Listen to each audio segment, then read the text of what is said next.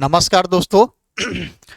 हम लोग 71वीं जो बीपीएससी प्री का एग्ज़ाम कंडक्ट हुआ है, उस क्वेश्चन का जो हम लोग का डिस्कशन का सिलसिला जो चल रहा है, उसी कड़ी में अगला हम लोग का जो क्वेश्चन डिस्कशन होने वाला है, हम लोग जो बात करने वाले हैं वो है इकोनॉमी से संबंधित, इंडियन इकोनॉमी से संबंधित। तो हम लोग सबसे पहले क्वेश्चन देखते हैं इंडियन इकोनॉमी का। पहला जो क्वेश्चन पूछा गया है, यूएनडीपी के मानव विकास सूचकांक रिपोर्ट 2025 के अनुसार भारत में जीवन प्रत्याशा 1990 में 58.6 था और यह 2023 में कितनी हो गई। बस यहाँ पे आपसे लाइफ एक्सपेक्टेंसी पूछा जा रहा है, जीवन प्रत्याशा। यानी कि किसी भी देश में जब कोई बच्चा जन्म लेता है तो उसी समय ये तय हो जाता है कि इसकी आयु कितना होगी, इसकी कितनी आयु होगी, उसी को लाइफ एक्सपेक्टेंसी कहा जाता है। तो जब हम 1990 की बात करते हैं तो 1990 में यूएनडीपी के अनुसार भारत का लाइफ एक्सपेक्टेंसी 58.6 था। लेकिन जब यूएनडीपी के अनुसार 2023 में बात करते हैं तो भारत का लाइफ एक्सपेक्टेंसी कितना हो गया है, 72 वर्ष हो गया है। तो इसका आंसर क्या हो जाएगा, 72 वर्ष, यानी कि इसका आंसर ए हो जाएगा। इसका आंसर क्या हो जाएगा, ए हो जाएगा। फिर सेकेंड क्वेश्चन देखते हैं। चूंकि आप इकोनॉमी का जब क्वेश्चन देखेंगे तो कंटिन्यू नहीं है, यानी कि सिलसिलेवार क्वेश्चन आपको देखने को नहीं मिलेंगे, सिलसिलेवार आपको क्वेश्चन देखने को नहीं मिलेंगे।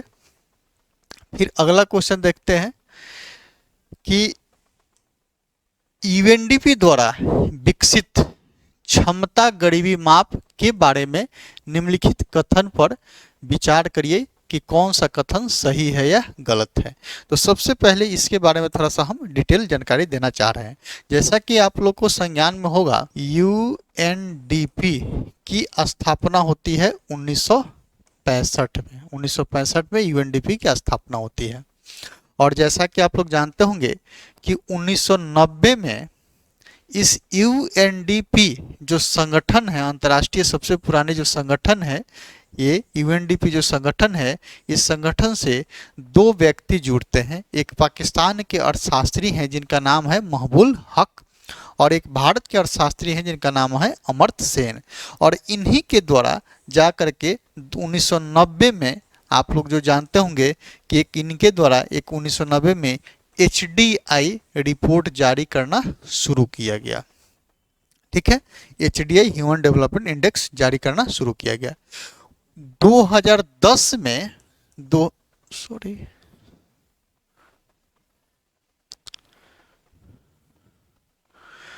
2010 में पुनः यूएनडीपी ने गरीबी की माप के लिए एक पैमाना विकसित किया। गरीबी मापने के लिए एक पैमाना विकसित किया और इस पैमाने में उन्होंने मूलभूत 10 आवश्यकताओं को चिन्हित किया। उन्होंने मूलभूत 10 आवश्यकताओं को चिन्हित किया और उस 10 आवश्यकताओं को उन्होंने 3 हिस्सों में वर्गीकृत किया। तो एक हिस्सा की जब हम लोग बात करते हैं तो एक हिस्सा है स्वास्थ्य की बात करते हैं। दूसरा जब बात करते हैं तो वो है शिक्षा, और तीसरा बात करते हैं जीवन निर्वाह। अब स्वास्थ्य की जब बात करते हैं तो इसको फिर 2 हिस्सों में बांटा गया है। एक है शिशु मृत्यु है, दूसरा है कुपोषण की बात की गई है। जब शिक्षा की बात करते हैं तो यहाँ पे 2 बातें हैं, नामांकित शिशु है, नामांकित शिशु की बात की गई है, और फिर स्कूलिंग वर्ष की बात की गई है। स्कूलिंग वर्ष की बात की गई है, स्कूलिंग वर्ष की बात की गई है। और जब जीवन स्तर की जब बात की गई है तो जीवन स्तर को 6 हिस्सों में बांटा गया है। अब उसमें खाना बनाने का ईंधन है, छत का फ्लोर है, विद्युत है, जल है, टॉयलेट है, संपत्ति है। बस हम ये कहना चाह रहे हैं कि वर्ष 2010 में यूएनडीपी के द्वारा गरीबी मापने के लिए एक पैमाना विकसित किया गया और उनके द्वारा कहा गया कि वंचनाओं यानी कि कोई ऐसा व्यक्ति जो इन 10 मूलभूत आवश्यकताओं से वंचित है वही व्यक्ति क्या है, गरीब है। जैसा कि हम लोग अभी जो जानते हैं, सामान्यतः हम लोग जब इंडियन परिप्रेक्ष्य में परिभाषा हम लोग बात करते हैं, योजना आयोग के द्वारा कहा जाता है कि वह व्यक्ति गरीब है जो मूलभूत आवश्यकताओं पूरा नहीं कर पाता है। इनके द्वारा 10 मानक तय किए गए कि अगर आप शिशु मृत्यु दर ऊंचा है, कुपोषण का स्तर है, नामांकित शिशु का कम स्तर है, स्कूलिंग वर्ष कम है और जीवन जीने यानी कि जीवन स्तर में अगर आपके घर में खाना अभी भी ईंधन के रूप में अगर लकड़ी का जलावन का प्रयोग किया जा रहा है, अभी भी आपके घर में टॉयलेट की सुविधा नहीं है, आपके नाम पर किसी भी प्रकार के एसेट्स नहीं है, आपके पास बिजली की उपलब्धता नहीं है, आपके पास शुद्ध पेयजल की उपलब्धता नहीं है, तो यानी कि आप इन 10 मानक से क्या है, वंचित है। तो यही वंचनाओं के आधार पर यूएनडीपी ने एक गरीबी का पैमाना विकसित किया था। इसी पे आधारित एक क्वेश्चन दिया गया है कि सबसे पहले कहा गया है कि क्षमता गरीबी माप, जिसको अंग्रेजी में सीपीएम कहा जा रहा है, में स्वास्थ्य एवं पोषण की कमी के प्रतिनिधि के रूप में बाल कुपोषण को शामिल किया गया। हमने आप लोग से चर्चा किया, कुपोषण की बात की गई है, ठीक है, स्वास्थ्य की बात की गई है, यानी कि जो 2010 में जो यूएनडीपी के द्वारा गरीबी का जो पैमाना विकसित किया गया था, उस पैमाना में इनको शामिल किया गया है। तो पहला स्टेटमेंट क्या हो जाएगा, सही हो जाएगा। दूसरा, शिक्षा और ज्ञान में अभाव को दर्शाने के लिए महिला निरक्षरता को शामिल किया गया। अब यहीं पे कंट्राडिक्शन हो रहा है। अब यहाँ पे कहीं भी जब शिक्षा की बात की गई है तो कहीं पे मेल और फीमेल में बांटा नहीं गया है। यहाँ पे स्कूलिंग वर्ष की जो बात की कहीं नहीं कहा गया कि नहीं स्कूलिंग वर्ष में फीमेल कितना है और मेल कितना है, लेकिन यहाँ पे ये चर्चा किया जा रहा है कि केवल महिलाओं की निरक्षरता को शामिल यहाँ पे किया गया है। ऐसा कहीं भी इसमें स्टेटमेंट में नहीं है। तीसरी बात है कि यह पुरुष निरक्षरता को क्षमता गरीबी का एक प्रमुख संकेतक मांगता है। यहाँ भी कहीं भी पुरुष और महिला में कोई विभेद नहीं किया गया है निरक्षरता को लेकर के, इसलिए भी स्टेटमेंट क्या हो जाएगा, गलत हो जाएगा। फिर अगला है, इसमें क्षमता गरीबी के एक महत्वपूर्ण संकेतक के रूप में स्वच्छ पेयजल तक पहुंच की कमी को शामिल किया गया है। यह भी स्टेटमेंट क्या है, सही है। लेकिन जब आप ऑप्शन देखते हैं, आपके पास जो कूट दिया गया है, इस कूट में देखते हैं तो 2 और 3 गलत है। तो जहां जहां 2 होगा और 3 होगा, ये अपने आप क्या हो जाएगा, गलत हो जाएगा। तो आपके पास कितने ऑप्शन बच रहे हैं, या तो सी होगा या तो डी होगा।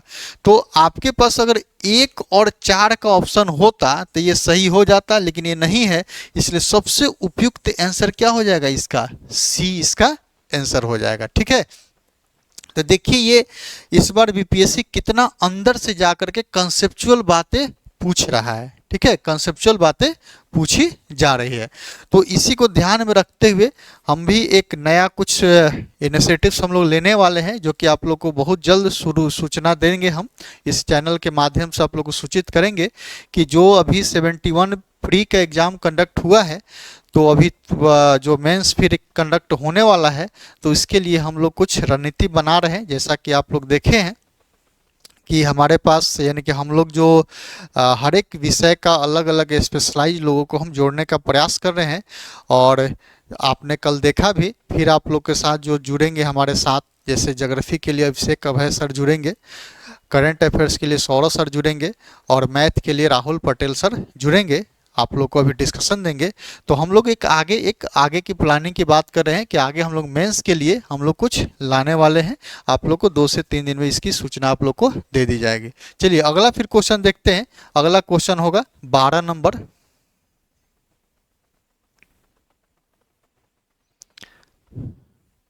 चूंकि यहाँ पे इकोनॉमी के क्वेश्चन में आप लोग देख पा रहे हैं कि सिलसिलेवार यानी कि कंटिन्यू कोई क्वेश्चन नहीं है, आगे पीछे क्वेश्चन दिया गया है। अब पूछा जा रहा है कि निम्नलिखित में से कौन सी वस्तु अप्रैल से सितंबर 2024-25 के दौरान भारत के निर्यात की शीर्ष 10 प्रमुख वस्तुओं में नहीं है। तो पेट्रोलियम उत्पाद भी है, लोहा इस्पात भी है और बासमती चावल नहीं है।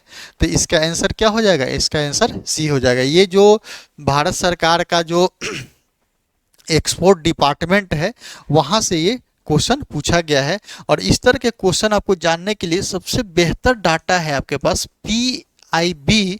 अगर सोर्स का यूज करते हैं इस बार, जैसा कि करंट अफेयर्स की बात करेंगे या इकोनॉमी से बात करेंगे या कोई भी क्वेश्चन है, तो जो PIB का रिपोर्ट है वहीं से सबसे ज़्यादा क्वेश्चन पूछा गया है। आप जब इस सब BPSC के क्वेश्चन को अगर आंसर सॉल्व करना चाहते हैं तो सबसे अच्छा सोर्स है PIB।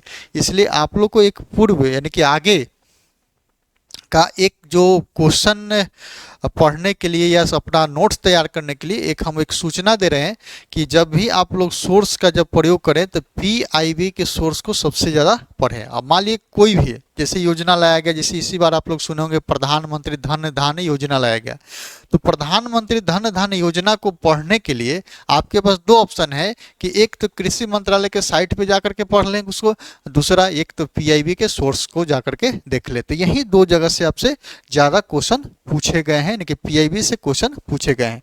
चलिए अगला क्वेश्चन फिर है 14। वैश्विक सेवाओं के निर्यात में निम्नलिखित में से किस देश की भारत से अधिक हिस्सेदारी है? आपसे पूछा जा रहा है 2023 के, और आप लोग से हमने पहले चर्चा किए थे कि आप 2019 से ही देखेंगे भारत का सबसे ज़्यादा अगर व्यापारिक साझेदार की बात कर रहे हैं तो अब हम लोग का कौन हो गया? अमेरिका हो गया, जो कभी चाइना था। लेकिन वहाँ से क्वेश्चन नहीं है, बस हमसे पूछा है कि 2023 में वैश्विक सेवाओं के निर्यात में, यानी कि हमारे देश से जो एक्सपोर्ट हो रहा है सर्विस, उसमें सबसे ज़्यादा हम किस देशों को सेवा प्रदान करते हैं? तो अगर यहाँ पे बात करते हैं तो सबसे ज़्यादा हमारा सेवा का निर्यात होता है USA है, तब UK है, तब जर्मनी है, तब आयरलैंड है। लेकिन आप लोग देख पा रहे हैं कि ना यहाँ पे तो USA ऑप्शन है, ठीक है, ना यहाँ पे UK ऑप्शन है और ना ही जर्मनी ऑप्शन है, और यहाँ पे क्या है? आयरलैंड है। यानी कि आपसे यहाँ पूछा जा रहा है कि इन तीन में से सबसे ज़्यादा किस देश में हम सेवा का निर्यात करते हैं? सबसे ज़्यादा हम सेवा का निर्यात करते हैं अमेरिका में, लेकिन अमेरिका मेरे पास ऑप्शन नहीं है, तो हम उसको नीचे की तरफ बढ़ रहे हैं कि अमेरिका के बाद किसको निर्यात करते हैं? UK को करते हैं, UK के बाद किसको करते हैं? जर्मनी को करते हैं, जर्मनी के बाद किसको करते हैं? आयरलैंड को करते हैं। यहाँ 23 का रिपोर्ट के अनुसार, तो यहाँ पे आंसर इसका क्या हो जाएगा? इसका आंसर सी हो जाएगा। इसका आंसर क्या हो जाएगा? बी हो जाएगा। चलिए अगला फिर क्वेश्चन है 17 नंबर। पूछा जा रहा है कि 31 अक्टूबर 2024 को भारत माला परियोजना के तहत किस राज्य में सबसे अधिक निर्मित सड़क की लंबाई थी? अब बहुत सारे लोग आंसर इसको राजस्थान बना रहे हैं, लेकिन जब आप PIB के सोर्स को देखेंगे तो सबसे ज़्यादा 31 अक्टूबर 2024 तक जो सड़क बना है, NH बना है, वह यूपी में बना है और यूपी में 3127 किलोमीटर बना है। इसके बाद अगर देखते हैं तो महाराष्ट्र है और महाराष्ट्र में बना है 3029 किलोमीटर। ये सब PIB के सोर्स से हम आप लोगों को चर्चा कर रहे हैं। इसके बाद बात करेंगे तो राजस्थान में बना है 2503 किलोमीटर। तो आपसे पूछा जा रहा है सबसे अधिक, तो सबसे अधिक इस क्वेश्चन के अकॉर्डिंग आंसर क्या होना चाहिए? आंसर बी होना चाहिए। लेकिन अधिकांश लोगों के द्वारा कहना है कि आंसर इसका ए होगा, लेकिन इसका आंसर क्या होगा? बी इसका आंसर होगा। ऐसे आप फिर आयोग पर डिपेंड करेगा कि आयोग क्या आंसर बनाता है, लेकिन जब PIB के सोर्स को देखेंगे तो उसके अकॉर्डिंग यही आंसर सही हो रहा है, क्योंकि सबसे ज़्यादा सड़क कहाँ बनी है? उत्तर प्रदेश में बनी है। ठीक है, चलिए अगला क्वेश्चन फिर देखते हैं।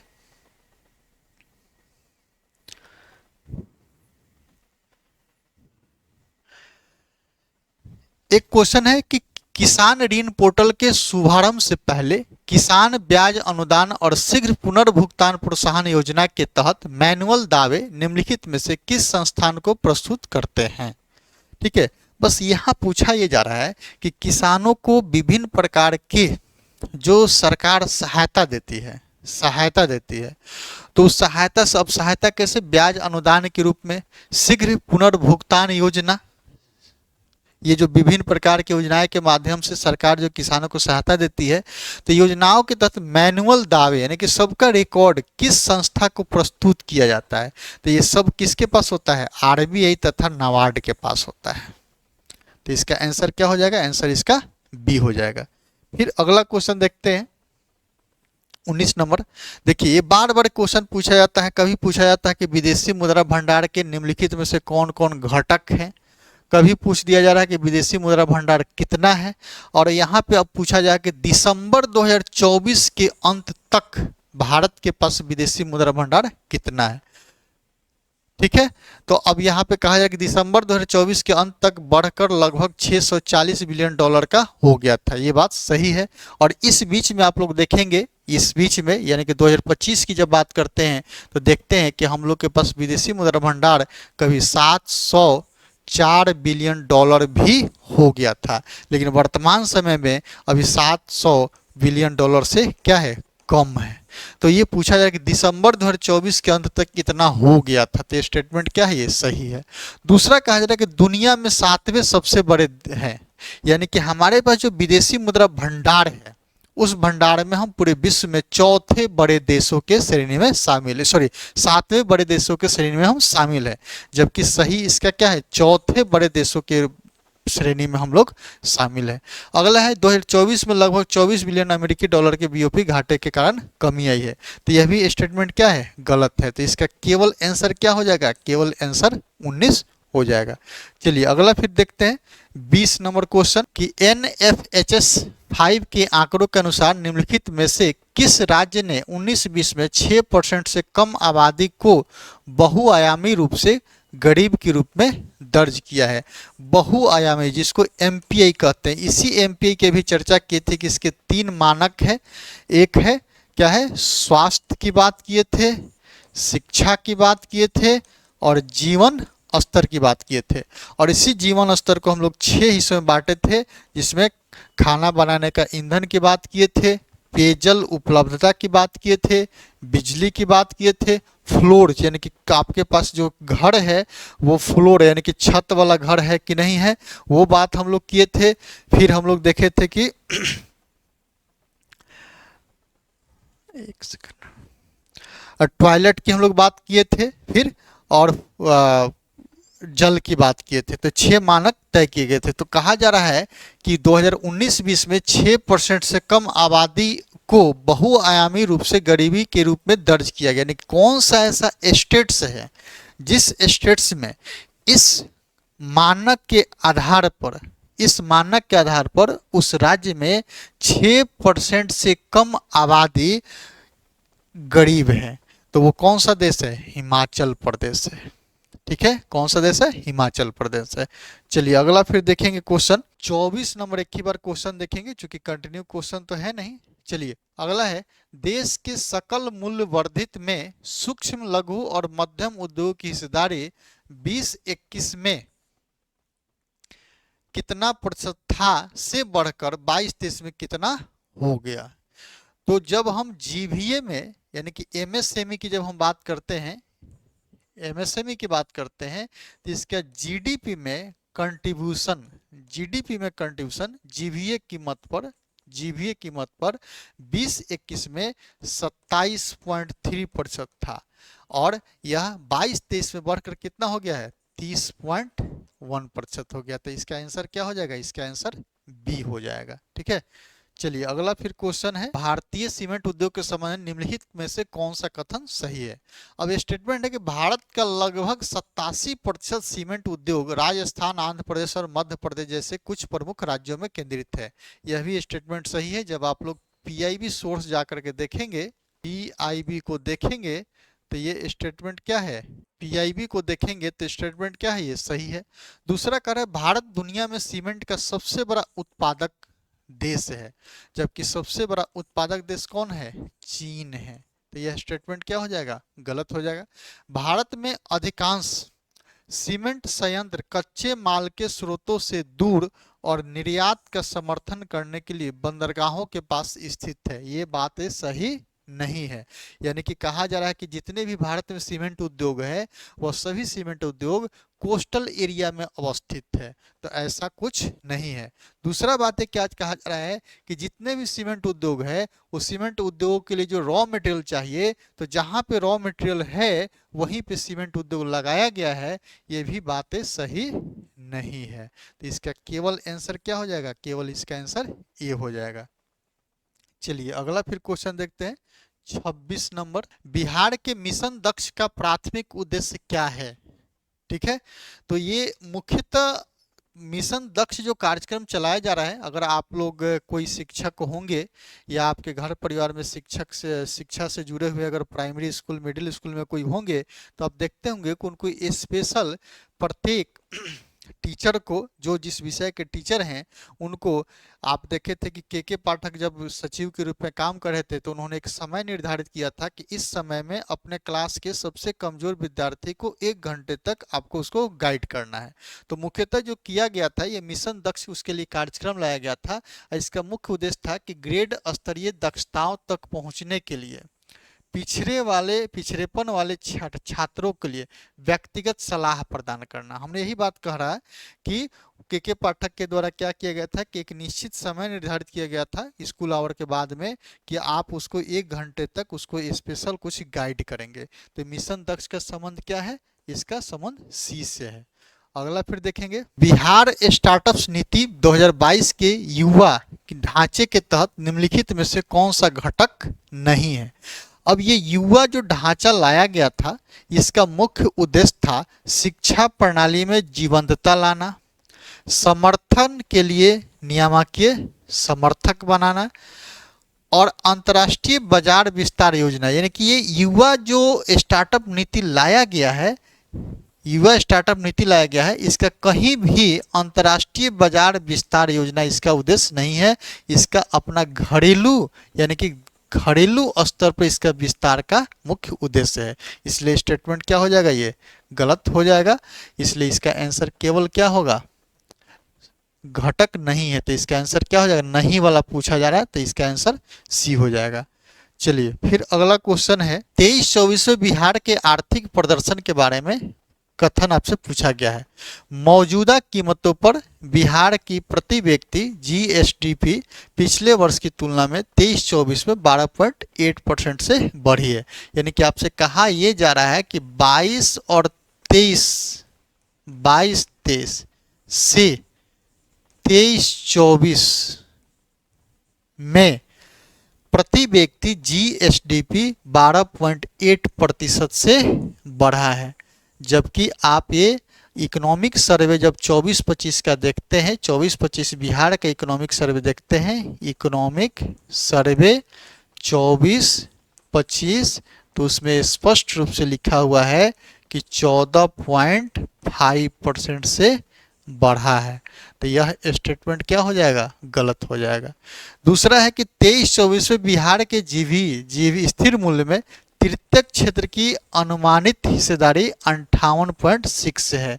तो यह भी इकोनॉमिक सर्वे 24-25 के अकॉर्डिंग के अनुसार यह स्टेटमेंट क्या है, सही है। और यहाँ पे आप देखेंगे तो 58.6% जो है तृतीयक क्षेत्र की हिस्सेदारी है, 19.6% जो है प्राइमरी क्षेत्र का हिस्सेदारी है और 21.5 सेकेंडरी का है।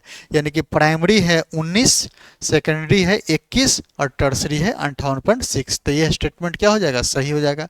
तीसरा कहा जाएगा कि सकल अस्थाई पूंजी निर्माण 23-24 में वर्तमान मूल्यों पर जीएसडीपी का 4.6 था। यानी कहने का मतलब है 23-24 में जो बिहार का जीडीपी था, बिहार का जीएसडीपी की जब हम बात कर रहे हैं तो टोटल जो जीएसडीपी था इसका 4.6% इस जीडीपी का, मान लीजिए कि हम 100 रुपया लेते हैं तो इस 100 रुपया का 4.6% जो पैसा फंड जो खर्च हो रहा था वो किस पर हो रहा था, कैपिटल फॉर्मेशन पर, पूंजी निर्माण पे, पूंजी के सृजन पर, यानी कि सड़क बन रहा होगा, हॉस्पिटल्स बन रहे होंगे, विद्यालय बन रहे होंगे, यानी कि इन सब पे खर्च किया जा रहा था। इसलिए इसको हम लोग चर्चा किए थे बजट वाले पार्ट में, कैपिटल एक्सपेंडिचर, वैसा व्यय जिससे या तो एसेट्स में वृद्धि हो या तो लायबिलिटी में कमी हो। ठीक है, तो एसेट्स क्रिएशन पे खर्च किया जा रहा था। यह भी स्टेटमेंट क्या है, ये सही है। तो इसका आंसर क्या हो जाएगा, बी और सी। तो बी और सी जब होगा तो उपयुक्त से एक से अधिक, यानी कि इसका आंसर क्या हो जाएगा, इसका आंसर डी हो जाएगा। चलिए अगला क्वेश्चन फिर देखते हैं। इसमें इकोनॉमिक्स से बहुत ज़्यादा क्वेश्चन इस बार नहीं पूछा गया है, और सबसे बड़ा देख रहे हैं कि कोई थ्योरेटिकल पार्ट से किसी प्रकार का क्वेश्चन नहीं पूछा गया है। पूरे डाटा बेस यानी कि इंफॉर्मेशन बेस्ड क्वेश्चन पूछा गया है, सेंसेक्स बेस्ड क्वेश्चन पूछा गया है। चलिए, बिहार में युवा जनसंख्या 0 से 19 वर्ष के अनुपात में 2041 तक, यानी कि 2041 तक काफ़ी गिरावट का अनुमान है। तो ये जब आप देखेंगे तो ये भी PIB का सोर्स का है, और ये इकोनॉमिक सर्वे से इंफॉर्मेशन लिया गया है। इकोनॉमिक सर्वे से इंफॉर्मेशन लिया गया है, 24-25 के इकोनॉमिक सर्वे से लिया गया है। गिरावट का अनुमान है, तो स्टेटमेंट क्या है, ये सही है। दूसरा है, बिहार का जनांकीय लाभांश 2041 के आसपास चरम पर होने की उम्मीद है। यानी कि एक तरफ कहा जा रहा है कि 0 से 19 वर्ष के अनुपात में 2041 तक काफ़ी गिरावट होने का अनुमान है, और दूसरा कहा जा रहा है कि 2041 तक बिहार डेमोग्राफिक डिविडेंड पाने के सबसे ज़्यादा हकदार होगा। तो एक तरफ 0 से 19 वर्ष के उम्र के लोगों की आबादी कम हो रही है, और दूसरे तरफ कहा जा रहा है कि उनको डेमोग्राफिक डिविडेंड लेने का हम लोग ज़्यादा पक्षधर होंगे। तो एक साथ दोनों कैसे हो सकता है, तो इस स्टेटमेंट के आधार पर यह स्टेटमेंट क्या हो जाएगा, अपने आप गलत हो जाएगा। यानी कि ये आपका स्टेटमेंट इकोनॉमिक सर्वे में दिया गया है, लेकिन यह जो स्टेटमेंट है इकोनॉमिक सर्वे में नहीं दिया गया है। इस स्टेटमेंट के आधार पर इस स्टेटमेंट को आपको रियलाइज करना है कि सही बोला जा रहा है या गलत बोला जा रहा है। यानी कि मेरा ये कहना है कि जब युवा आबादी कम होगी तो फिर हम कैसे 2041 तक डेमोग्राफिक डिविडेंड का हम कह सकते हैं कि हम उसका अधिक से अधिक हिस्सा बन सकते हैं। डेमोग्राफिक डिविडेंड हम लोग कहेंगे किसको, तो 0 से 15 वर्ष कौन होता है, डिपेंडेंट होते हैं दूसरे पर। अब 15 से 65 यानी 64 वाले उम्र वाले कौन होते हैं, जो वर्किंग पीपुल होते हैं। तो जब वर्किंग पीपुल की संख्या ज़्यादा होगी तभी ना हम उसको डेमोग्राफिक डिविडेंड का लाभ ले सकते हैं। तो इस स्टेटमेंट के आधार पर यह स्टेटमेंट क्या हो जाएगा, गलत हो जाएगा। तीसरा है कि बिहार में बुजुर्ग आबादी भारत की तुलना में अधिक तेजी से बढ़ने की उम्मीद है। तो ये बात सही है, ये बात सही है। तो इस आधार पे इसका आंसर 1 और 3 क्या हो रहा है, सही हो रहा है। तो इसका आंसर क्या हो जाएगा, इसका आंसर बी हो जाएगा। चलिए एक लास्ट इसका जो क्वेश्चन पूछा गया है कि PLFS 2023-24 के अनुसार निम्नलिखित में से कौन सा कथन बिहार में महिलाओं के बीच रोजगार की प्रकृति का सबसे अच्छा वर्णन करता है। देखिए कुछ ऐसे क्वेश्चन है जिस क्वेश्चन को आप पढ़ेंगे तभी जवाब देंगे, ये कोई जरूरी नहीं है।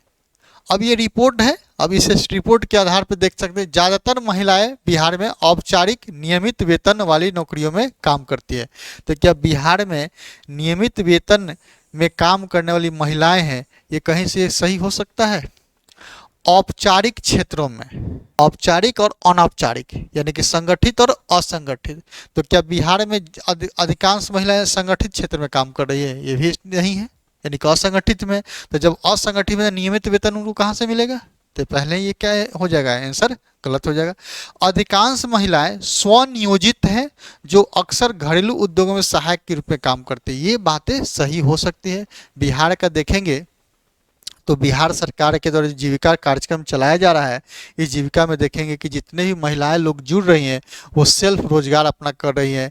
सरकार के द्वारा उनको आर्थिक मदद दिया जा रहा है, वित्तीय पोषण किया जा रहा है, सहायता किया जा रहा है कि वो अपने दम पे कुछ छोटा मोटा धंधा अपना जीविकापार्जन कर सके। तो कहीं ना कहीं स्वनियोजित हुई कि नहीं। और जो अक्सर घरेलू उद्योगों में, अब घरेलू उद्योग में क्या कर रही है, तो कोई अगरबत्ती बना रही है, कोई क्या कर रही है, फास्ट फूड यानी कि फूड प्रोसेसिंग का काम कर रही है, जैसे हम लोग मार्केट में जो भी कुछ फूड प्रोसेसिंग से संबंधित यूनिट यूज करते हैं उसका यूज कर रही है। सिलाई मशीन का सिलाई का काम कर रही है, तो ये कहीं ना कहीं स्वनियोजित थी कि नहीं, तो ये स्टेटमेंट क्या हो जाएगा, सही हो जाएगा। अधिकांश महिलाएं द्वितीयक क्षेत्र में कार्यरत थी। अब बिहार में फैक्ट्री है ही नहीं, तो सेकेंडरी क्षेत्र में कहाँ से कार्यरत होगी वो, इस आधार पे गलत हो जाएगा कि नहीं। तो इसका आंसर केवल क्या होगा, इसका आंसर केवल बी होगा।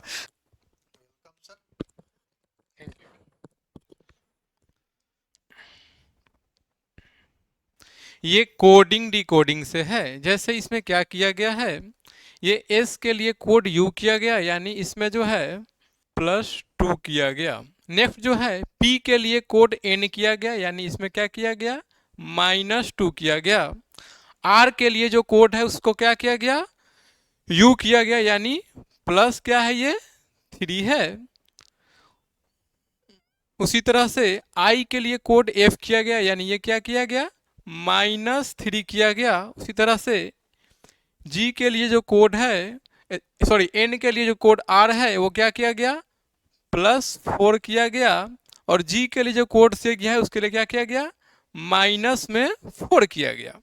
उसी तरह से आप प्रश्न का जो कोड है एम के लिए, तो एम में आप +2 करेंगे। यहाँ पे हम क्या करते हैं, +2 करते हैं, तो क्या हो जाएगा आपका, ओ वाला हो जाएगा। इसके अनुसार आपका 2 ऑप्शन ऑलरेडी पहले से इन्वेंट हो जाएगा। ओ के लिए -2 करेंगे तो क्या हो गया आपका, -2 यहाँ पे ओ में करेंगे तो ये क्या हो जाएगा, एम, यानी ओ और एम दोनों यहाँ पे सेम मिल गया। फिर देखते हैं नेक्स्ट बी में, तो बी में क्या करेंगे हम लोग, +3 करेंगे। तो बी में +3 करेंगे तो आपका क्या हो जाएगा, ई आ जाएगा। उस तरह से आपका आंसर क्या हो जाएगा, ऑप्शन नंबर बी।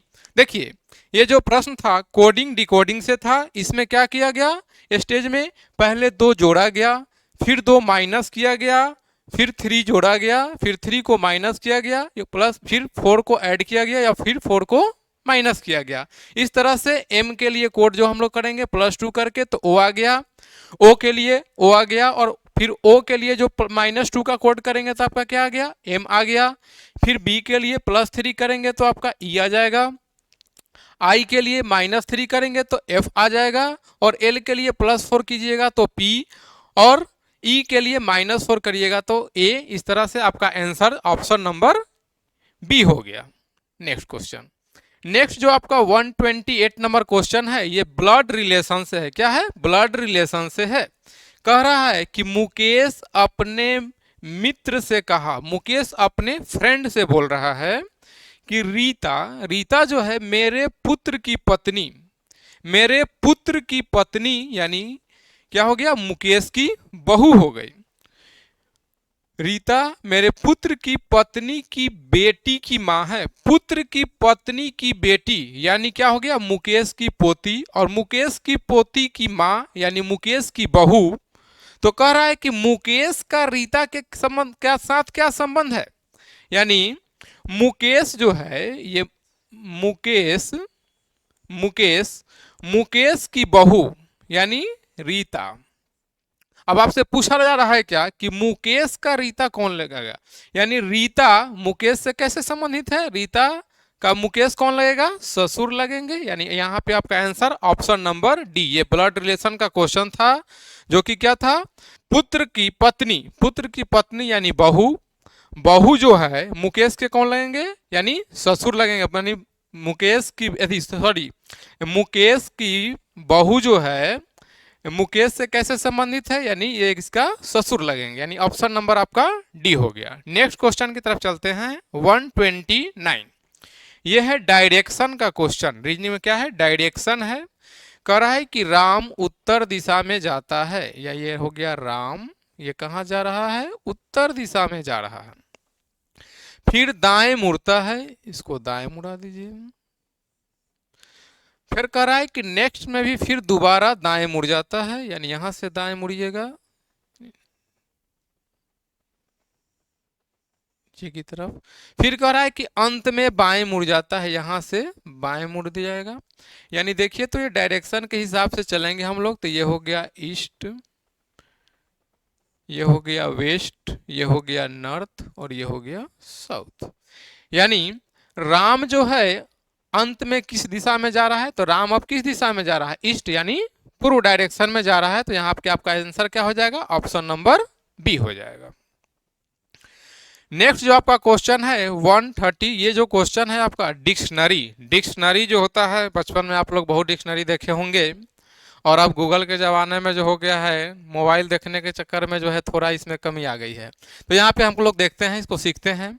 ये कह रहा है, क्वेश्चन थोड़ा उलट करके पूछ दिया गया है यहाँ पे। ये कह रहा है क्वेश्चन में पहले एक्चुअली में बहुत तरह से पूछ जाता है, वहाँ पे ये पूछता है कि प्रथम स्थान पे कौन आएगा। यहाँ पे सीधे प्रश्न को क्या किया है, उलट करके पूछ दिया है। क्या पूछा है कि अंत में कौन आएगा, क्या पूछा है, अंत में कौन आएगा। यहाँ देखिए लास्ट में, यानी यहाँ पे देखिए एम और ए है, यानी ये दोनों तो पहले आ जाएगा, ये पहले ही एलिमिनेट हो गया।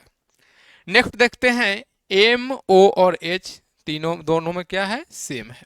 यहाँ देखिए ई और आई, आपको क्या देखना है, अंत में यहाँ पे ई पहले आ जाएगा, यानी ये भी ऑप्शन एलिमिनेट, आपका बच क्या गया, ऑप्शन नंबर ए। यानी डिक्शनरी के अनुसार जब इसको आप अरेंज करेंगे तो आपका आंसर क्या हो जाएगा, ऑप्शन नंबर ए हो जाएगा।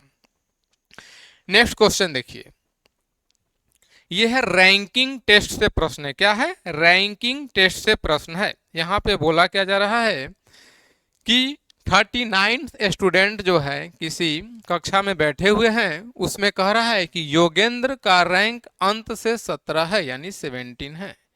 ये जो है 17वें स्थान पे बैठा हुआ है योगेंद्र।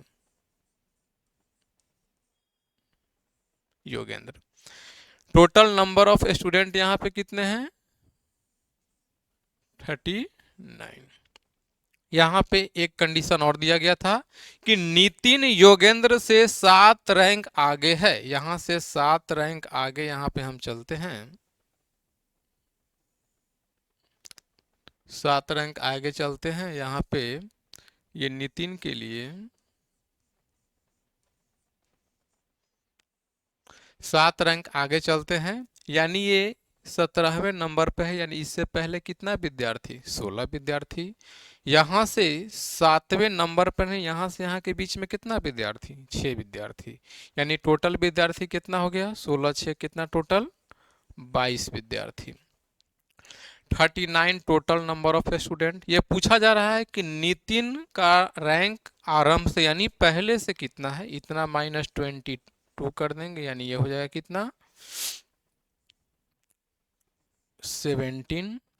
17 विद्यार्थी। लेकिन ये पूछ रहा है कि आराम से रैंक, यानी एक रैंक बाद न होगा, यानी +1 करेंगे, यानी कौन सा रैंक हो जाएगा इसका, 18वां रैंक हो जाएगा। यानी आराम से इसका रैंक नितिन का कौन सा होगा, 18वां आ जाएगा। नेक्स्ट क्वेश्चन 132 की तरफ। 132 जो है आपका मैथमेटिकल ऑपरेशन है। क्या है ये, मैथमेटिकल ऑपरेशन है।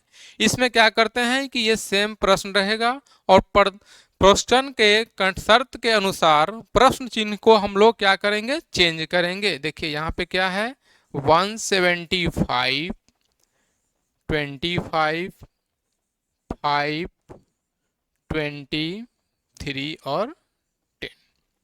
यहाँ देखिए माइनस है। आपके प्रश्न के कंडीशन में माइनस के लिए क्या कंडीशन है, माइनस का अर्थ देखिए यहाँ पे क्या है, भाग से है। नेक्स्ट देखिए ये क्या है, भाग है, यानी भाग का अर्थ किससे है, प्लस से है। नेक्स्ट जो है यहाँ पे क्या है, प्लस है, प्लस का मतलब किससे है, गुना से है, यानी मल्टीप्लाई इसको कर देंगे। नेक्स्ट जो क्या है, मल्टीप्लाई है, यानी गुना का अर्थ किससे है, माइनस से है। नेक्स्ट क्या है, यहाँ पे प्लस है, यानी प्लस का अर्थ किससे है, प्लस का अर्थ किससे है, गुना यानी मल्टीप्लाई से है। अब इसको हल कर दीजिए, 175 डिवाइडेड बाई 25, यानी ये हो जाएगा आपका 7। फिर ये हो जाएगा प्लस 5 इंटू 20, यानी ये हो जाएगा 100। ये हो जाएगा माइनस 3 इंटू 10, यानी 30। ये हो जाएगा 107 माइनस 30, यानी आपका 77, यानी ऑप्शन नंबर क्या हो गया, बी। ये जो प्रश्न था मैथमेटिकल ऑपरेशन का, इसमें इस ऑपरेशन में हम क्या करते हैं कि प्रश्न के अनुसार चिन्ह को हम बदलते हैं, उसके बाद इसको हम हल करते हैं। हल करने के उपरांत आपका आंसर क्या आया, 77, जो कि ऑप्शन नंबर बी में है। नेक्स्ट जो आपका क्वेश्चन है एज से है। एज से है, यहाँ पे देखिए कह रहा है कि राहुल की आयु सीमा से 3 गुना है।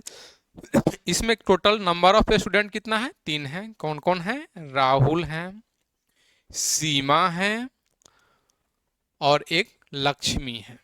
आइए प्रश्न के कंडीशन पे आइए।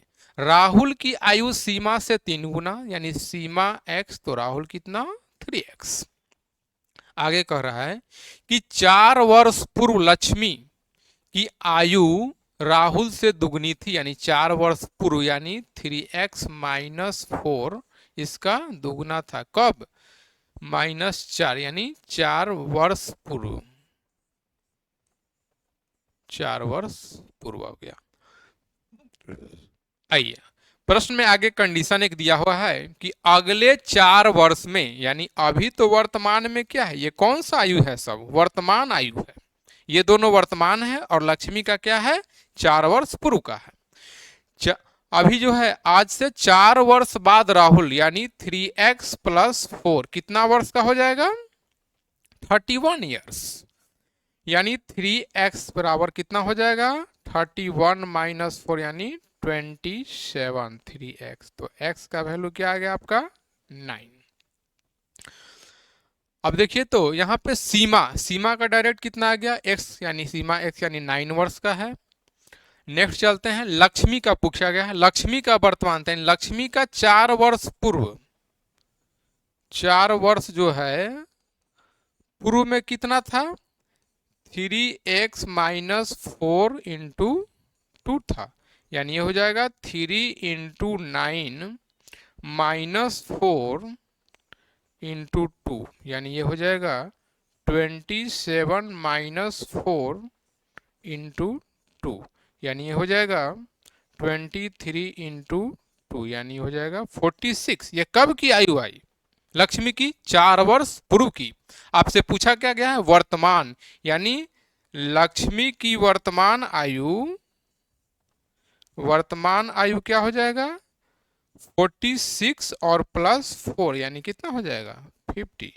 यानी लक्ष्मी की वर्तमान आयु 50 और सीमा की वर्तमान आयु x यानी 9, यानी यहाँ पे ऑप्शन नंबर आपका क्या हो जाएगा? डी। ये क्वेश्चन जो था आपका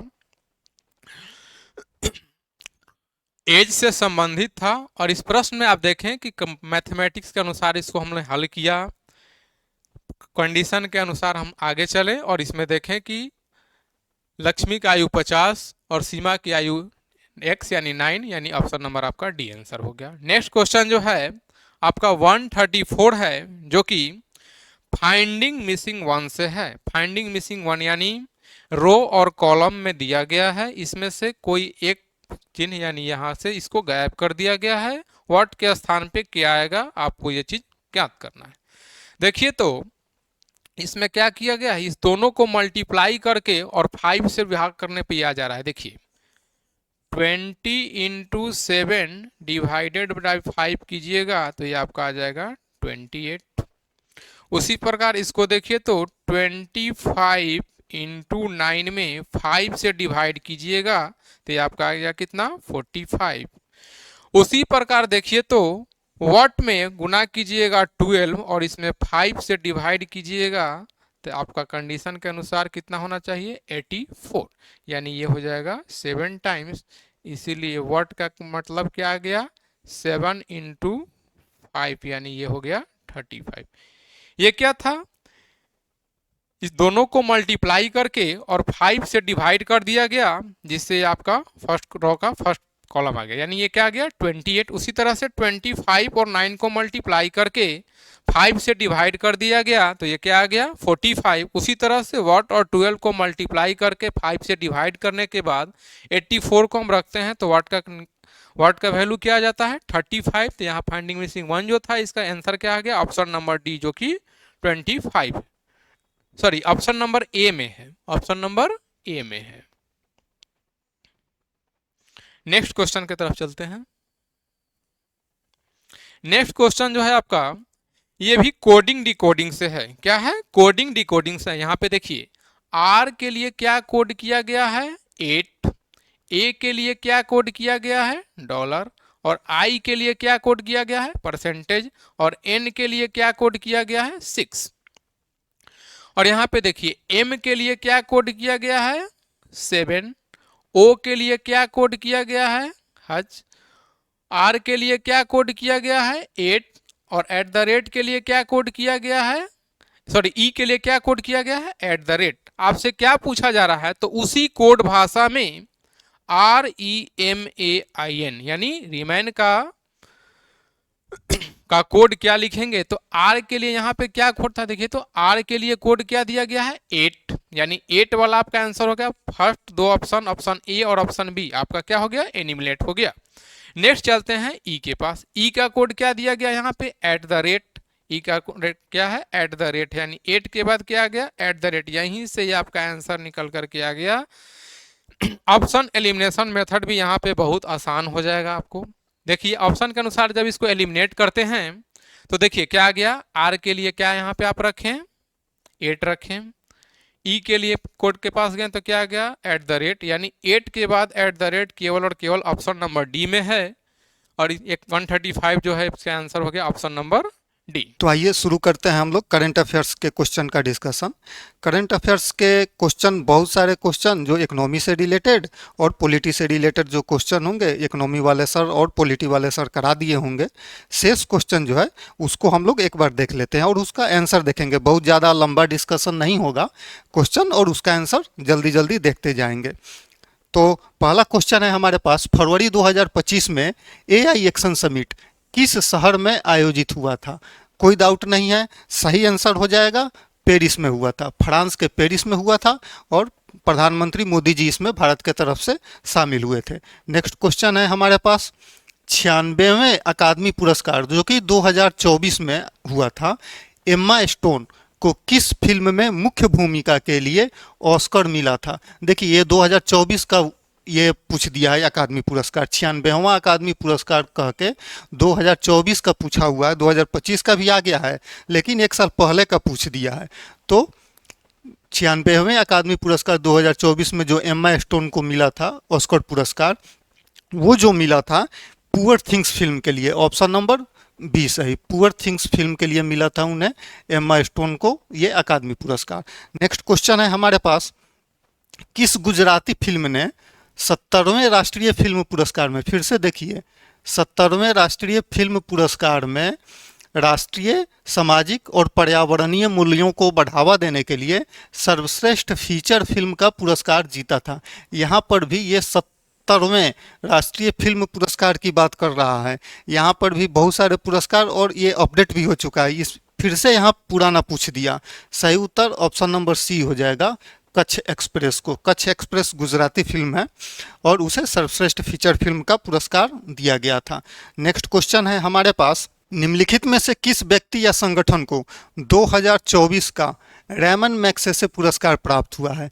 फिर से देखिए, फिर से वही खेला किया।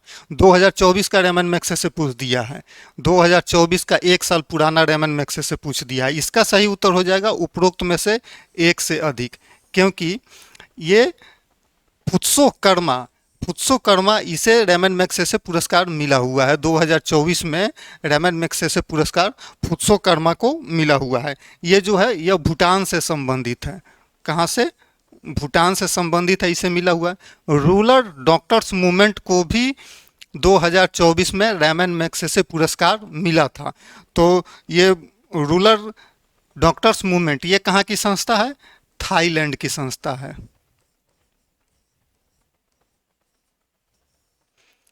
तीसरा, मियाजाकी हायाओ, इन्हें भी रैमन मैग्सेसे पुरस्कार 2024 मिला हुआ था। ये जापान से संबंधित है, जापान के हैं।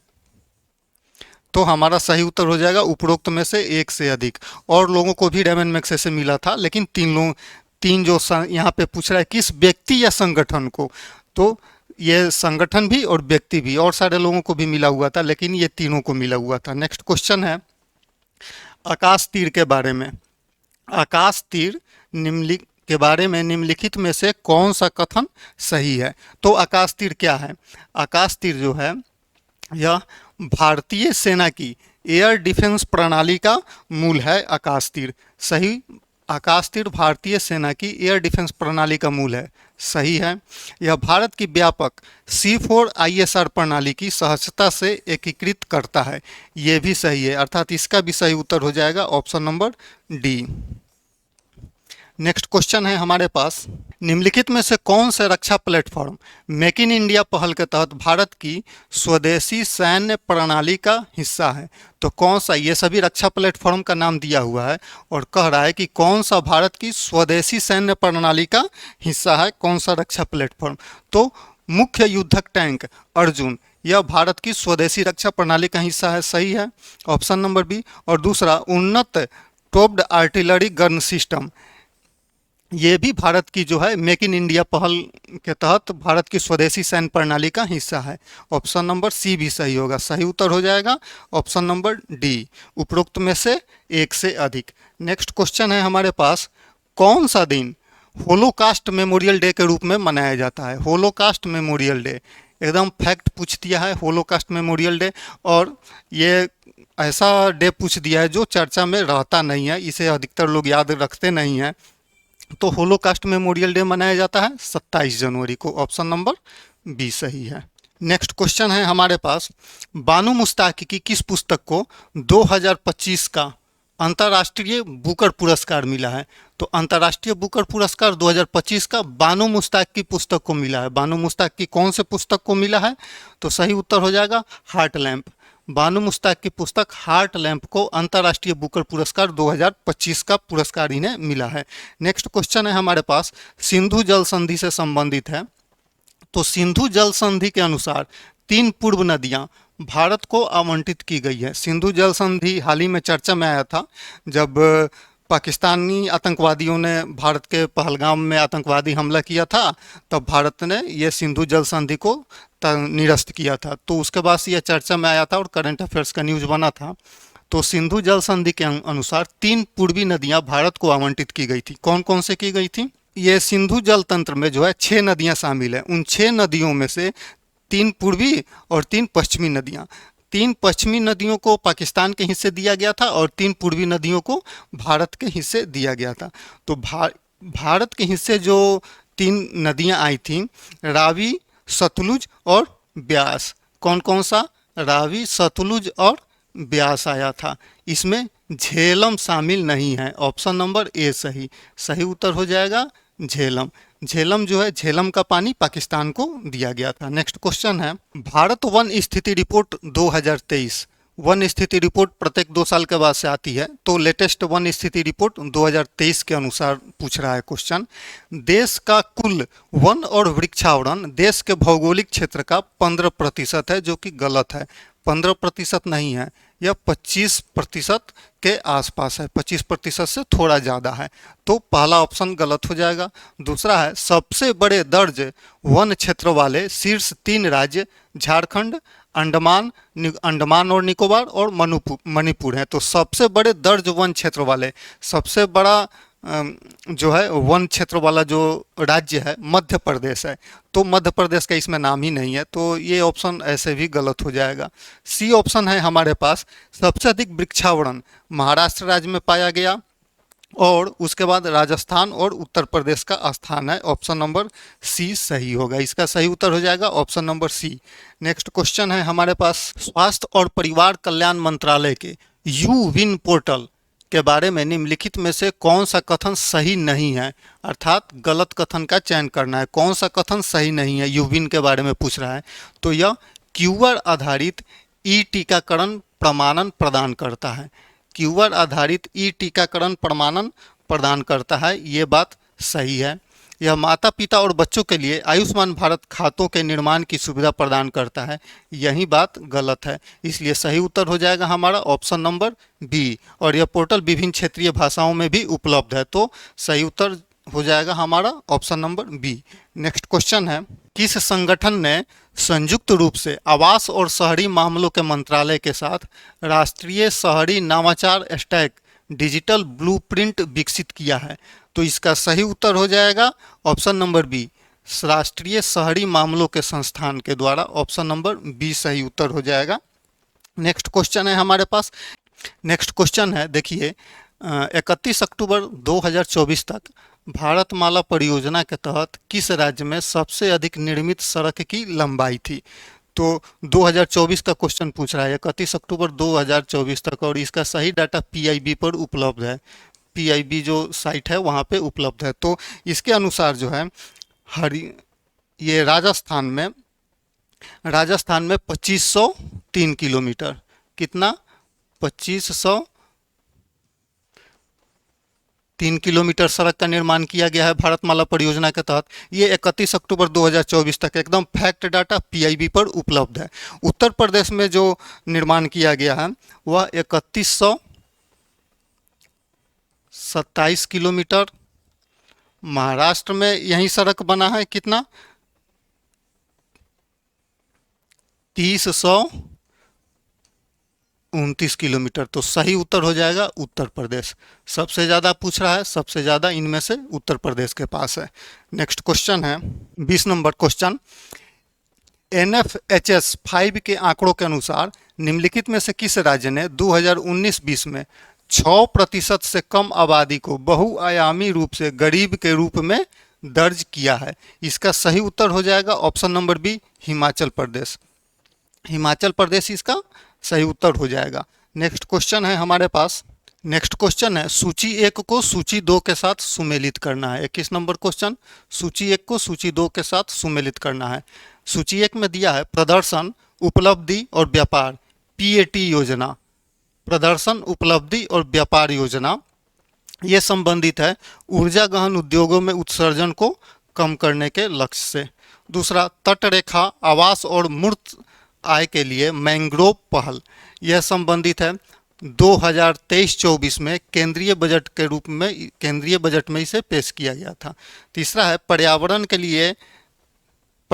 के लिए जीवन शैली अर्थात लाइफ पहल। लाइफ पहल जो है यह नवंबर 2021 में ग्लासगो में जो COP26 आयोजित किया गया था उसी समय यह लाइफ योजना लॉन्च किया गया था। तीसरा, राष्ट्रीय स्वच्छ वायु कार्यक्रम, यह राष्ट्रीय स्तर की रणनीति के रूप में 2019 में लॉन्च किया गया था।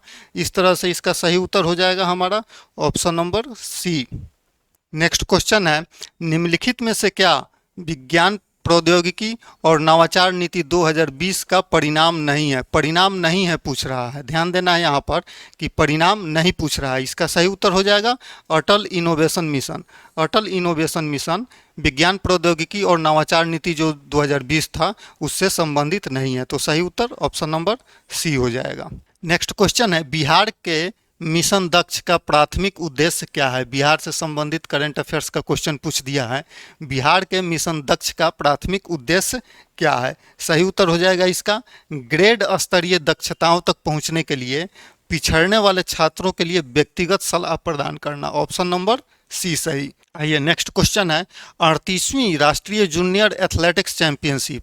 38वीं राष्ट्रीय जूनियर एथलेटिक्स चैंपियनशिप जो कि 2025 में आयोजित हुआ था, बिहार के खिलाड़ियों ने कितने कांस्य पदक जीते थे? तो बिहार के खिलाड़ियों ने इसमें 4 कांस्य पदक जीते थे। ऑप्शन नंबर ए सही हो जाएगा। नेक्स्ट क्वेश्चन है कोसी मेची लिंक परियोजना से बिहार के कौन से जिलों को लाभ होगा? कोसी मेची लिंक परियोजना हमेशा न्यूज में रहा है बिहार में, तो इससे कोसी मेची लिंक परियोजना से संबंधित अगर हम लोगों को नहीं भी याद रहता है इस क्वेश्चन का आंसर, तो कोसी क्षेत्र को जब अंदाज लगाएंगे तो इसके अनुसार आप देख सकते हैं अररिया, पूर्णिया, किशनगंज, कटिहार आदि क्षेत्र। इसका सही उत्तर हो जाएगा ऑप्शन नंबर सी हो जाएगा। अंदाज लगाकर भी इस क्वेश्चन का आंसर बनाया जा सकता था। नेक्स्ट क्वेश्चन है किन भारतीय भाषाओं को शास्त्रीय भाषा का दर्जा प्राप्त है? तो अभी तक जो है 11 भारतीय भाषाओं को ये शास्त्रीय भाषा का दर्जा प्राप्त था। इसमें से 6 भारतीय भाषा को पहले से शास्त्रीय भाषा के रूप में दर्जा प्राप्त था और 5 भाषाओं को बाद में दिया गया। तो 6 भाषा कौन कौन से थे? तमिल, संस्कृत, तेलुगु। तो तेलुगु को दर्जा प्राप्त है। तमिल, संस्कृत, तेलुगु, कन्नड़, मलयालम, उड़िया। दूसरा बाद में दिया गया जिसमें से मराठी को शामिल किया गया। मराठी, पाली, प्राकृत, असमिया और बंगाली, अर्थात ये तीनों भाषाओं को शास्त्रीय भाषा का दर्जा प्राप्त है। इसलिए सही उत्तर हो जाएगा हमारा option number D. Next question है नागी पक्षी अभ्यारण्य स्थल को महत्वपूर्ण पक्षी और जैव विविधता क्षेत्र नागी पक्षी अभ्यारण्य जो कि जमुई में स्थित है, बिहार राज्य के जमुई जिला में स्थित है। हाल ही में इसे रामसर साइट का भी दर्जा मिला था। तो नागी पक्षी अभ्यारण्य स्थल को महत्वपूर्ण पक्षी और जैव विविधता क्षेत्र के रूप में किस संगठन ने मान्यता दिया? सही उत्तर option number B, world wildlife fund के द्वारा। यही संस्था सभी को देती है, ये पक्षी और जैव विविधता क्षेत्र के रूप में मान्यता देती है यही संस्था। तो नागी पक्षी अभ्यारण्य को इसी संस्था ने दिया था। नेक्स्ट क्वेश्चन है हमारे पास, राष्ट्रीय पंचायती राज दिवस 2025 का आयोजन कहाँ किया गया था? याद है, आप ध्यान दीजिएगा, जब भारत में पहलगाम हमला हुआ था उसी के कुछ समय के बाद से, पहलगाम हमला के बाद से मोदी जी विदेश से जब भारत आए थे तो राष्ट्रीय पंचायती दिवस मनाने बिहार में आए थे, और वो बिहार का शहर था मधुबनी शहर, जहाँ पे मोदी जी गए थे और राष्ट्रीय पंचायती राज दिवस वहाँ पे मनाया गया था। तो सही उत्तर option number B. Next question है, लूनर ट्रेल ब्लेजर मिशन का मुख्य उद्देश्य क्या है? लूनर ट्रेल ब्लेजर मिशन का मुख्य उद्देश्य क्या है? इसका मुख्य उद्देश्य है चंद्रमा की सतह पर जल का पता लगाना और उसका मानचित्रण करना। ऑप्शन नंबर ए सही हो जाएगा। 141 का ऑप्शन नंबर ए सही होगा। नेक्स्ट क्वेश्चन है अफ्रीकर्न से अभिप्राय किन लोगों से है? तो इसका सही उत्तर हो जाएगा दक्षिण अफ्रीका में श्वेत अल्पसंख्यक समूह से। ऑप्शन नंबर सी सही। दक्षिण अफ्रीका हमेशा रंगभेद की नीति के लिए जाना जाता है, आप लोगों को ध्यान में होगा। तो दक्षिण अफ्रीका में श्वेत अल्पसंख्यकों का एक समूह है जिसे अफ्रीकर्न्स कहा जाता है। ये मूल रूप से डच लोग हैं जिन्हें ऐसा कहा जाता है। नेक्स्ट क्वेश्चन है, उस 16वीं सदी की बावड़ी का नाम क्या है जिसे भारतीय पुरातत्व सर्वेक्षण ने हाल ही में world monuments fund of India के सहयोग से संरक्षित किया है? सही उत्तर हो जाएगा राजों की बावली। गुजरात से संबंधित है राजों की बावड़ी। ऑप्शन नंबर बी सही। नेक्स्ट क्वेश्चन है, न्यूयॉर्क सिटी के मेयर का नाम, न्यूयॉर्क के मेयर का नाम पूछ रहा है जिन्होंने 14 अप्रैल 2025 को डॉक्टर बी आर अम्बेडकर दिवस घोषित किया। न्यूयॉर्क में डॉक्टर बी आर अम्बेडकर दिवस घोषित किया गया था। ये बात तो हमेशा हम लोग परीक्षा के लिए याद करते हैं, लेकिन न्यूयॉर्क सिटी के मेयर का नाम पूछ दिया। सही उत्तर हो जाएगा उसका Eric Adams. Eric Adams mayor थे न्यूयॉर्क सिटी के, और इन्होंने ही घोषणा किया था 14 अप्रैल 2025 को डॉक्टर बी आर अम्बेडकर का जो दिवस है वहाँ बी आर अम्बेडकर दिवस घोषित किया गया था। नेक्स्ट क्वेश्चन है हमारे पास, यूरोविजन सॉन्ग कंटेस्ट का अस्थाई नारा क्या है? यूरोविजन सॉन्ग कंटेस्ट का अस्थाई नारा क्या है? सही उत्तर option number C, united by music. United by music, option number C सही। नेक्स्ट क्वेश्चन है, इसरो के GSLV F-15 मिशन के बारे में क्या सत्य है? तो सही उत्तर हो जाएगा इसका, इसे NVS-2 उपग्रह को ले जाया गया था। GSLV F-15 के द्वारा NVS-2 उपग्रह को ले जाया गया था। ये ऑप्शन सही है। यह श्रीहरिकोटा के इसरो का 101वां प्रक्षेपण था। गलत है, ये 101वां प्रक्षेपण नहीं था बल्कि यह 100वां प्रक्षेपण था। ऑप्शन नंबर सी सही। तो ए और सी दोनों सही होगा, इसलिए हमारे पास सही उत्तर हो जाएगा option number D. Next question है, G20 के 18वें शिखर सम्मेलन के बारे में क्या सत्य है? अब देखिए, G20 का 19वां शिखर सम्मेलन ब्राजील में हो रहा है और यह 18वां पूछा है जो कि भारत में हुआ था। ध्यान रखना है, 18वां भारत में हुआ था। यह कंफ्यूज करने के लिए क्वेश्चन पूछा हुआ है। यह रियो डी जेनेरियो में आयोजित हुआ था। गलत, क्योंकि G20 का 18वां शिखर सम्मेलन जो है यह भारत में हुआ था और नई दिल्ली में हुआ था। तो ए नंबर ऑप्शन खत्म हो गया। इसका विषय था building a just world and a sustainable planet. ये भी नहीं होगा क्योंकि जो G20 भारत में आयोजित हुआ था उसका जो विषय था वो था वसुधैव कुटुंबकम। ऑप्शन नंबर सी है। रियो डी जेनेरियो घोषणा पत्र में अरबपतियों पर कर लगाने पर जोर दिया गया। तो सीधा सीधी बात है, यह जो G20 18वां G20 है यह रियो में हुआ ही नहीं था, ये हुआ था भारत में। सही उत्तर ऑप्शन नंबर डी, उपरोक्त में से कोई नहीं। नेक्स्ट क्वेश्चन है हमारे पास, 2024 में बाकू में आयोजित संयुक्त राष्ट्र जलवायु सम्मेलन में किस समझौते पर सहमति बनी थी? इसका सही उत्तर हो जाएगा ऑप्शन नंबर सी, विकसित देशों से 2035 तक प्रति वर्ष कम से कम $300 बिलियन देने की अपील की गई थी विकासशील देशों के लिए। तो सही उत्तर ऑप्शन नंबर सी हो जाएगा इसका। नेक्स्ट क्वेश्चन है 2024 में साहित्य का नोबेल पुरस्कार प्राप्त करने वाले हांगकांग 2024 में साहित्य का नोबेल पुरस्कार प्राप्त करने वाली हांगकांग की जो उपन्यास था द वेजिटेरियन, हांगकांग का जो उपन्यास था वेजिटेरियन को कौन सा अन्य प्रतिष्ठित पुरस्कार प्राप्त हुआ था? सही उत्तर option number B, PEN America literary award. Option number B, PEN America literary award प्राप्त हुआ था द वेजिटेरियन को, और उसी वेजिटेरियन के जो लेखक थे हांगकांग थे, जिन्हें 2024 में इन्हें ऑस्कर भी मिला था। नेक्स्ट क्वेश्चन है और लास्ट क्वेश्चन है इसका, निम्नलिखित में से नेपाल के किस ग्लेशियर को मई 2025 में मृत घोषित किया गया था? तो नेपाल में एक ग्लेशियर है याला ग्लेशियर, इसे मृत घोषित कर दिया गया था मई 2025 में। यह सिकुड़ रहा था और यह ग्लेशियर लगभग सूख गया था, लुप्तप्राय हो रहा था, इसे मृत घोषित किया गया याला ग्लेशियर को। धन्यवाद।